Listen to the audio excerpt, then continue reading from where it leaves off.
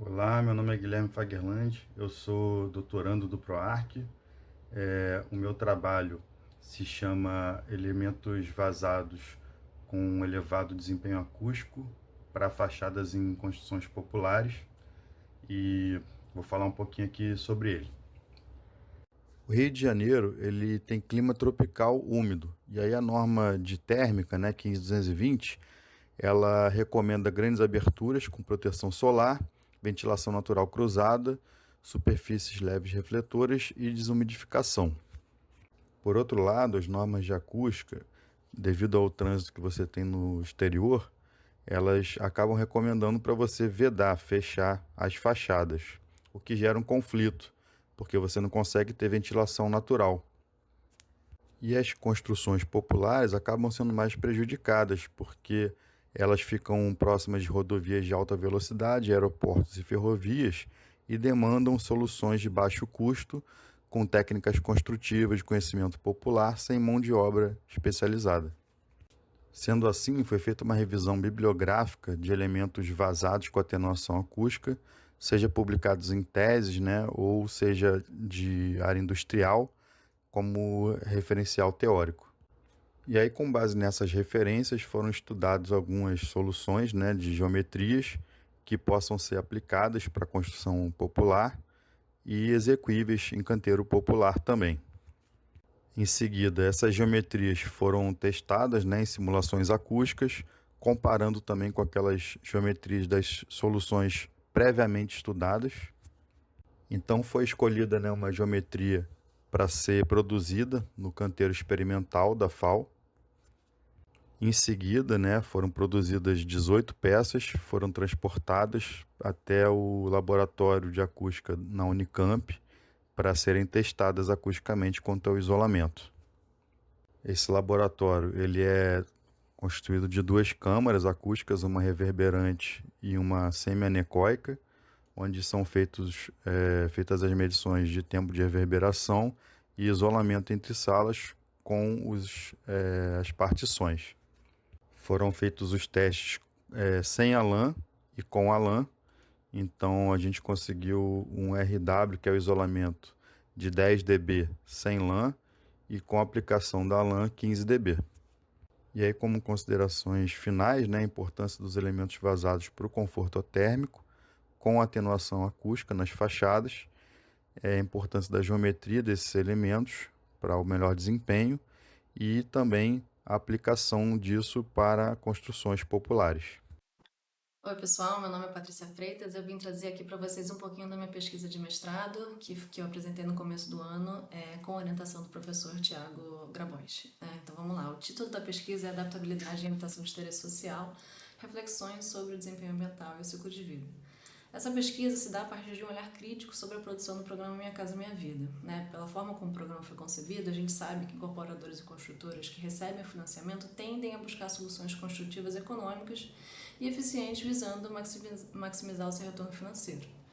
Por esse motivo, existe uma tendência de produzir soluções construtivas bem estabelecidas no mercado, como a alvenaria estrutural, ou soluções voltadas à extrema eficiência, como o uso de paredes de concreto armado moldado em loco. Esses sistemas construtivos, aliados a projetos que não incorporam a flexibilidade e adaptabilidade, representam limitações aos seus usuários, como a dificuldade de acomodar as necessidades mutáveis que naturalmente ocorrem ao longo da vida das pessoas, a dificuldade de conversão de espaços para a geração de renda através do comércio e da prestação de serviços, que é uma realidade bem comum em empreendimentos sociais. Além disso, a configuração em sala e 2 quartos falha em acomodar composições familiares atípicas. E, por fim, os beneficiários tendem a ter limitações financeiras que os impedem de modificar suas unidades ou mudar-se quando elas deixam de atender às suas demandas específicas. Além dos benefícios aos usuários, a adaptabilidade também representa uma importante característica de construções sustentáveis por prevenir a obsolescência prematura, físico-funcional e facilitar o reuso de construções como um todo ou a recirculação de componentes e materiais construtivos nas cadeias de produção de valor. Partindo desse contexto, o objetivo dessa pesquisa foi explorar a relação entre adaptabilidade e limitação de interesse social e as emissões de carbono incorporadas aos materiais. Os métodos de pesquisa incluíram uma revisão da literatura e a metodologia de avaliação de ciclo de vida simplificada, considerando apenas as emissões de CO2 de bioassoportão. para investigar a relação entre adaptabilidade e impacto ambiental, com base numa tipologia representativa da produção do programa, foram propostos um modelo acessível e um modelo adaptável, esse último incorporando as características para adaptabilidade levantadas na revisão da literatura. Os impactos ambientais das três tipologias foram quantificados usando o Rhinoceros Excel e os resultados indicam que o modelo adaptável é mais impactante em termos de emissões de CO2, principalmente pelo uso intensivo de madeira nos sistemas adaptáveis e pelo uso do concreto no sistema estrutural. Quando a madeira certificada é especificada, as emissões totais do modelo adaptável tornam-se mais competitivas em relação aos demais modelos, ainda assim mantendo-se ligeiramente superiores. Em relação às emissões de materiais cimentícios, o concreto estrutural foi o mais impactante. Os resultados permitem identificar os pontos críticos de emissões do modelo e informar modificações futuras ao projeto, visando reduzir sua pegada de carbono. Ainda que o modelo adaptável seja mais impactante, há uma série de benefícios potenciais aos usuários que a CV não consegue capturar, sendo necessária a combinação com outros indicadores, como a CV social ou a avaliação de custos de ciclo de vida, para uma avaliação mais holística dos potenciais benefícios da adaptabilidade do ponto de vista do tripé da sustentabilidade. É isso. Obrigada.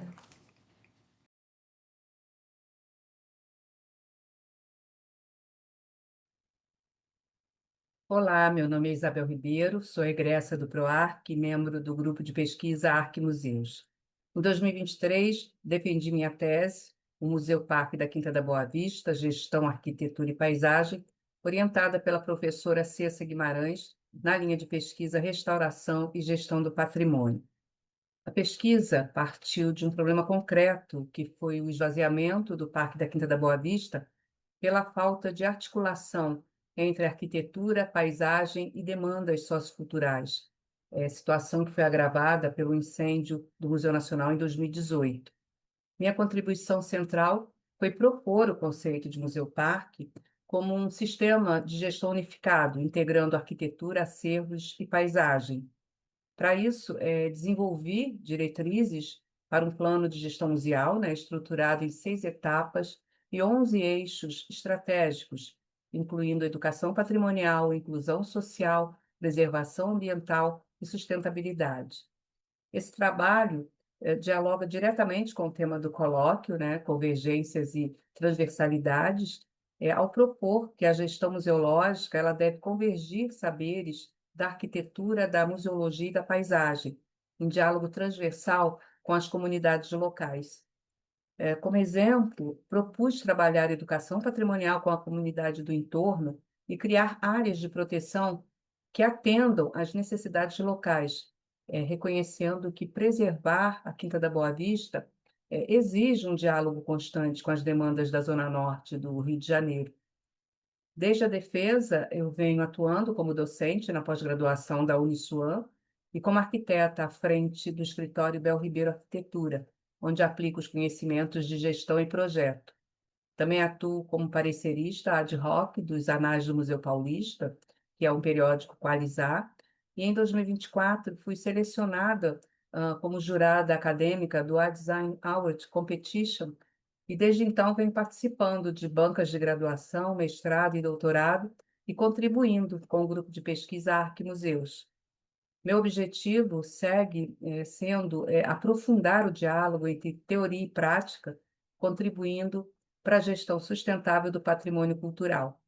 Agradeço imensamente à professora Cessa Guimarães pela generosa orientação e ao PROARC pelo acolhimento ao longo dessa trajetória. Muito obrigada.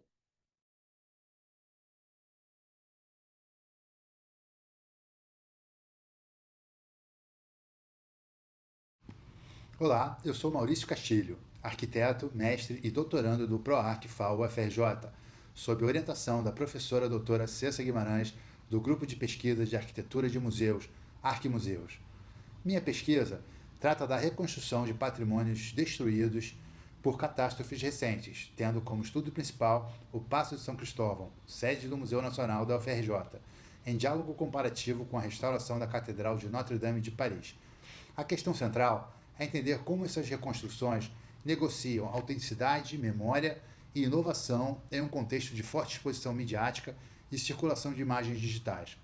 A base teórica articula fundamentos clássicos do restauro com autores como Alois Hegel, Cesare Brandi e Roberto Pani, além das cartas de Veneza, Nara e Burra, em diálogo com reflexões sobre imagens e espetáculo com Walter Benjamin e Guy Debord.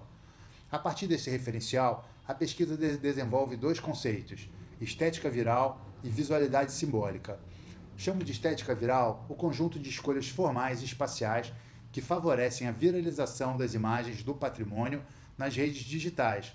Já a visualidade simbólica diz respeito à camada histórica, política e afetiva condensada na imagem desses monumentos, ou seja, a forma como ela se torna suporte de memória e de disputa de narrativas. Aplicando esses conceitos ao Museu Nacional e à Notre Dame, a pesquisa analisa como os projetos de reconstrução funcionam não apenas como obras de restauro, mas também como projetos de construção de imagem pública. Metodologicamente, trabalho com um estudo comparativo assimétrico. O Paço de São Cristóvão é o foco principal e a Notre Dame atua como contraponto internacional.